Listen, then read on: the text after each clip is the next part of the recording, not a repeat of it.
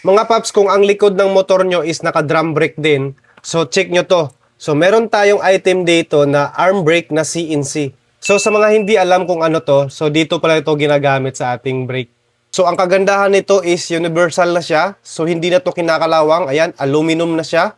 So kung naka-drum brake din yung motor mo like Honda Click, Fascio, Cameo, Aerox, lahat ng mga motor, even Honda Wave, XRM na naka-drum brake, at kung gusto nyong mas umangas din yung mga brake arm nyo, ayan o, ito mga paps. So kung kinakalawang din yung mga arm brake nyo, so palitan nyo na nito mga paps o.